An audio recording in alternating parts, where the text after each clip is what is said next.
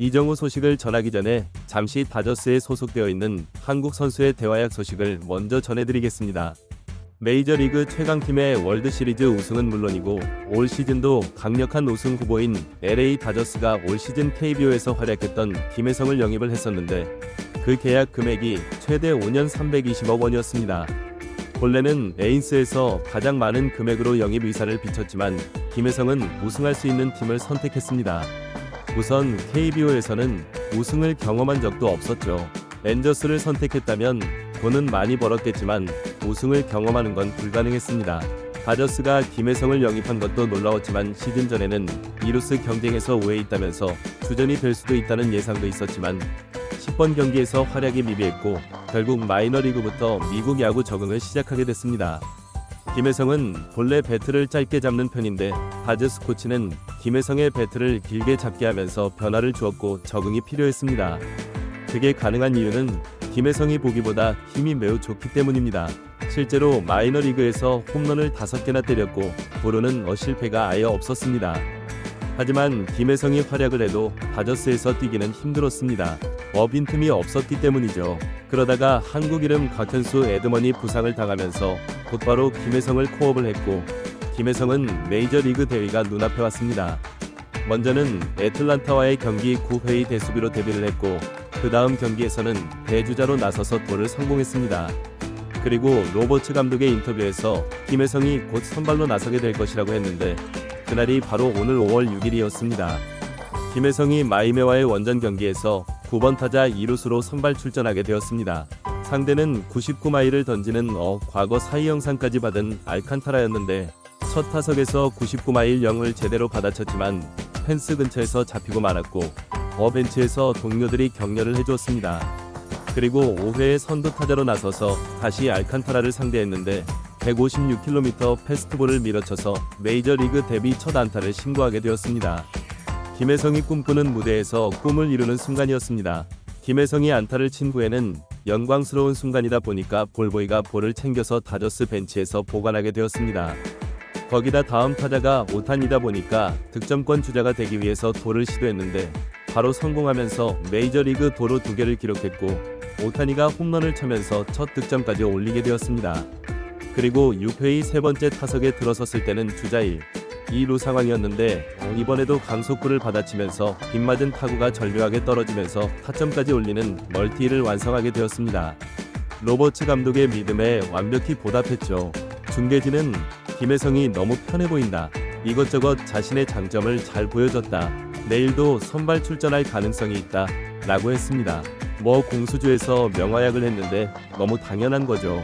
김혜성은 8회에는 엄청난 호수비를 보여주면서 아웃카운트를 만들 수 있었는데 천하의 일루스 프리먼이 3m 앞에서 캐치하지 못하면서 세이프가 되었습니다. 솔직히 제 눈에 보기에는 김혜성의 놀라운 수비를 예상하지 못하면서 당황해서 실수한 것 같더라고요. 김혜성은 최종 데뷔전에서 4타수 2안타 1타점 1득점 1도로 대활약을 하게 되었고 다저스도 7대4로 승리하면서 1위를 지키고 있습니다. 김혜성이 곽현수와 함께 주전이 돼버리면 더 좋겠네요. 네, 로버츠 감독의 고민이 더 깊어지길. 그래도 샌프란시스코를 더 응원할 수밖에 없다는 거 김혜성이 이해해줬으면 좋겠습니다. 이 상황에서 샌프란시스코와 순위 경쟁 중인 샌디에는 뉴욕 양키스에게 패배로 흘러가고 있었습니다. 한편 이정우는 콜로라도와의 4연전에서 타율을 끌어올릴 줄 알았지만 오히려 메이저리그급 투수가 아니다 보니까 고전하면서 만족스러운 결과를 내지 못했습니다. 하지만 팀은 4연전 중에 3승 1패로 좋은 성적을 거두면서 다저스와의 경쟁을 이어가고 있었습니다. 이제 다음 만날 팀은 내셔널리그 중부지구 1위 팀인 시카고 컵스와 이 팀은 팀 타율이 가장 높은 팀입니다. 직전 경기에서 어떻게 미러키를 상대로 0패를 당한 건지 납득이 가진 않았지만 전문가들은 시카고 컵스를 강력한 팀으로 평가하고 있었습니다. 그리고 선발 투수도 2점대 평균 자책점을 기록 중인 좌투수였습니다. 그렇다면 이정우가 불리하다고 느끼고 이번에도 안타를 치지 못할까봐 염려할 수도 있는데 이정우는 오히려 레벨이 높은 투수일수록 안타를 더 잘 쳐내고 어차피 투구 내용이 좋아서 3번을 만나게 된다면 그때 안타를 칠 확률은 거의 5할급이기 때문에 그래도 기대감이 들었습니다. 오히려 팀이 이길 수 있느냐가 더 중요하겠죠. 샌프란시스코의 선발 투수는 랜던 루비였습니다. 랜던 루브는 커브가 제대로 들어가거나 주심이 잘 잡아준다면 위력적인 투구를 하는데 그 커브가 말을 듣지 않으면 고전하게 됩니다. 이정우는 3번 타자로 출격을 했는데 라모스와 아다메스는 무기력하게 어일회 아웃이 되었고 이정우는 패스트볼 초구 공략을 했는데 그라운드 볼로 아웃이 되었습니다. 경기는 3회까지 투수전 양상이 되다가 3회 말에 컵스가 이득점을 하면서 샌프란시스코가 밀리기 시작했습니다. 그리고 4회에 선두 타자로 이정우가 타석에 들어섰는데 이정우는 투 스트라이크로 카운트가 몰려 있었습니다. 컵스 투수는 3구에 이정우를 유인해 봤지만 어림없었고 5구째 패스트볼을 밀어쳐서 안타를 만들어냈습니다. 우선 좀 마음이 좀 놓였습니다. 오랜만에 두 번째 타석에서 안타가 나왔습니다. 이후에 체프먼이 3루간으로 안타성 타구를 만들었지만 안타깝게도 3루 호수비로 이정우가 2루에서 아웃이 되었고 6번 타자 마토스가 투런 홈런을 치면서 경기를 원점으로 만들어놨습니다. 이정우가 득점이 되지 못한 게 좀 아쉬웠습니다. 이 접전이 지속되면 좋겠지만 샌프란시스코는 이후에 완전 무너졌습니다. 내야 수비도 실책들이 나오고 두 방을 맞고 진짜 전해드리기 민망합니다. 이정우는 6회의 타석에 들어섰는데 6구째 2루 땅볼로 아웃이 되면서 3타수 1안타가 되었습니다. 우리가 원하는 시나리오는 아니었습니다. 6회에 대구 5실점을 해버리면서 초토화된 샌프란시스코였습니다.